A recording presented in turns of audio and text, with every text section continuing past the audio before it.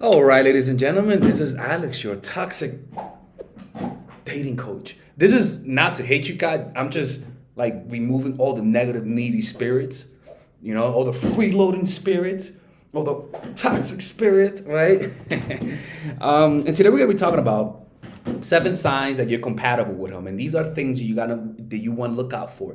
This is not about having chemistry like the previous video that I made. This is about being compatible. Okay, so understand that chemistry does not equal compatibility. Just because you feel chemistry with the guy doesn't mean you're compatible. You could feel chemistry with a fucking serial killer. That don't mean you're compatible with him. Okay, chemistry will be the number one thing that will fool you into thinking you're compatible with him, because you're gonna find some random ass excuse to be with him. So remember that chemistry doesn't equal compatibility. Compatibility is more of a rational thing. You are looking out rationally beyond your emotions for things that makes you guys compatible. Don't listen to your emotions that say he's perfect because I like him. No.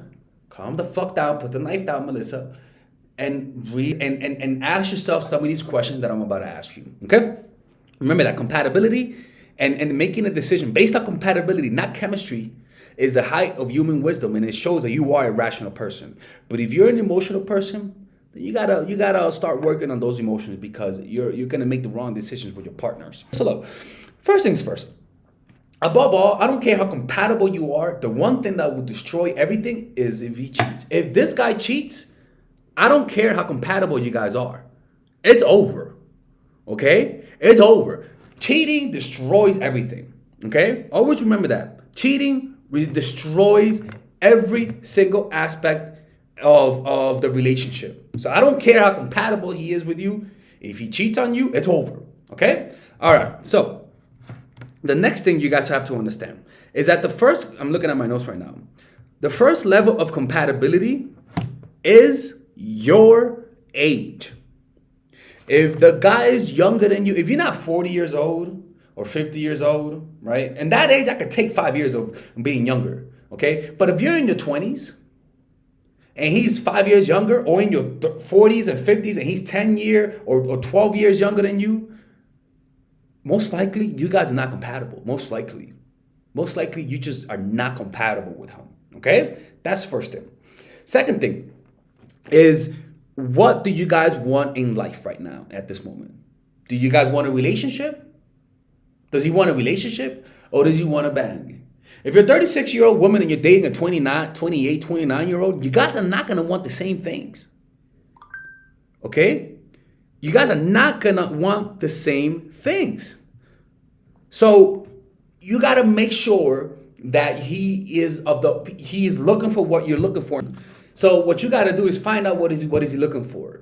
So one thing that you can do is don't tell him what you're looking for. Say you're open. Say you're open to either a relationship, to friends with benefits, or kids. Like, keep it open. Don't say what you want, because he might lie to you and tell you what you want to hear so that he can get in them sugar walls, ladies and gentlemen. That's right.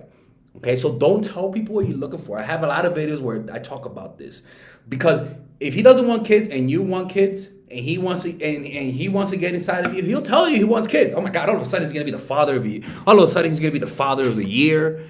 He's gonna be going to parent teacher conferences because he wants to connect with parents. So you gotta be careful with telling guys what you want, because then they'll tell you what you want to hear. Understand, evolutionarily speaking, what guys, the genes that have the genes that have surpassed, that has been passed down, were the genes of men who were able to lie to women about their true value, because it benefits that person to lie. For women, the gene, a woman will get better genes if she's able to identify false advertisement. When a guy says he's a 10, when really he's a lie, he's a 7, right? If you're in slip, right? And so if you don't identify the ones that are lying to you, you're gonna end up with a shitty kid, a low value kid. You get what I'm saying? So being able to read people and being able to get the truth out of people, which is what I teach in this channel, is vital. In fact, it's one of the most important things for women to have good partners. Being able to tell when a guy's faking it. The third thing is mutual respect. Okay? If both of you guys do not have mutual respect for each other, and when I say mutual respect, I mean him respecting your opinions, him respecting your political beliefs, but above all, him not name calling you, and him not touching you physically. In fact, this goes above cheating. I'd rather you stay with a cheater than somebody who verbally abuses you or hits you. If he verbally abuses you or cheats on you, you guys are not compatible. You don't even need to think. You don't even need to think anything. You guys are just not compatible in any way, shape, or form. In fact, that dude is not compatible with anybody. Okay? So, the fourth thing, emotional compatibility. Okay? Now, when we talk about emotional compatibility, that means, is he a mama's boy? Is he a guy that prefers his mama over you? Is he a guy that has to consult with his mama over you? Is he a guy that has anger issues where he screams and goes on rant on tandems? Is he somebody with crazy drug addictions that gets in your way of your normal life? Is he somebody that, this is the truth, is he somebody that doesn't know how to handle his money because money has an emotional quality? Is he somebody that can't handle his money? Okay? Are you guys compatible in terms of attachment styles? Because that's emotional. Is he the type of person that demands a lot of attention? Are you the type of person that demands a lot of attention and he's the type of person that's very independent? You guys are not compatible. But if you're independent and he is independent, you guys are compatible. If you're needy and he's needy, you guys are compatible. If he's a narcissist and you're an empath, you guys are compatible because you guys fucking blend in together very well, right? So you guys have to watch out for those kinds of things, okay? So the second thing is cultural compatibility. Is he Muslim and you're Christian? Most likely you guys are not going to be able to work out. Is he Muslim and he wants you to convert to Islam and you don't want to? You guys are not compatible. Does he come from a culture that's sexist and you come from a culture that's more liberal? You guys are not compatible. Does he come from a culture where his parents' opinions matters more than you? You guys are not compatible. So it's better off to find somebody who's either the same cultural beliefs or has flexibility in terms of culture, because you guys are not going to work out if that's not the case. The sixth thing is financial compatibility. And this goes one way. I'm sorry. I'm just sorry to say this. If you make way more money, I'm saying way more money than he does, you're not compatible with him. Honestly, this is one of those ones where I'll accept being wrong. You know, like if I'm wrong in this one, I'll completely own up to it. You know, but if you guys are not compatible, if he earns more than you, that's fine. But the male ego is such that it cannot handle being supported by a woman. That's just the male ego. There's always an exception to the rule. But that guy who doesn't mind that, I don't know. It's just financial compatibility has to be you guys either have to be similar financial standing, or he has to earn more. It's just the ego. The male ego just cannot take it, you know. And the last thing, we talked about actually in the previous few ones, is level of neediness. Okay, if he's too needy and you're not too needy, you guys are not gonna work out. If you're too needy and he's not too needy, you guys are not gonna work out. That you know what? I think that's a redundant point because it goes back to the attachment styles.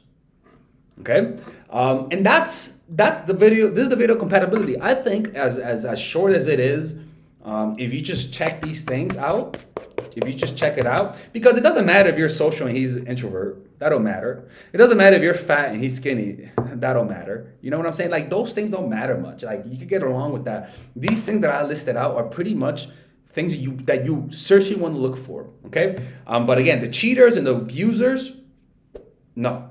All right, ladies and gentlemen, if you guys ever want to learn how to use your feminine energy to influence people, learn how to use your masculine energy to become more assertive, and also learn how to blend both energies to improve your dating life, your spiritual life, honestly, your relationship life, your family life, your career life, this is the course for you. If I had to make a course for my nieces, I have two nieces, one is 8, 19, and one is 14, 15. 16. Holy shit. Oh my God, he's a bad fucking uncle. He's a bad uncle. Get out. Shut up, Melissa. You should get this course, right? And this is the course that I will make for them. So, for example, watch the curriculum, right? In the first week, we're going to be showing you how to establish a strong masculine foundation without letting it hurt your feminine energy. This masculine foundation is a source of who you are, right? It's your bodyguard. Without this, whatever feminine energy you create will be destroyed by the outside, because your masculine is your shield. So we'll talk about goal setting. We'll talk about how to develop a serious attitude. We're going to be talking about how to use more logic, how to use more goal-oriented behavior. It's more how to be a man. Now the next one is how to embrace the feminine energy, right? This one would teach you about how to minimize excessive masculine traits, developing self-awareness, healing abundant feminine energy, regulating your emotion, mastering voice qualities and facial expressions, surrendering control, and allowing pain to be felt. This is honestly, this will supercharge, like Kaioken, your masculine energy. After that, we have femininity in the workplace, and how to be feminine in the workplace without letting people take advantage of you, and the nuances of how women of power should behave versus women who are subordinates in the workplace, and even the dress code. This is based on psychology, people. It's kind of insane. I'm actually excited about this one. The next week, we talk about navigating the labyrinth of male and female friendship, and this a lot of women find confusing, so we talk about that.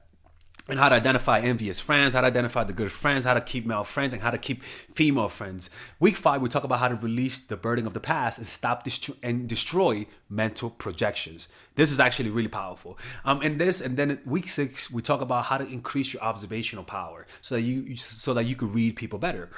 And we have a bunch of bonuses. The course starts at $99, and you guys can pre-order the course today at $69 before it goes out.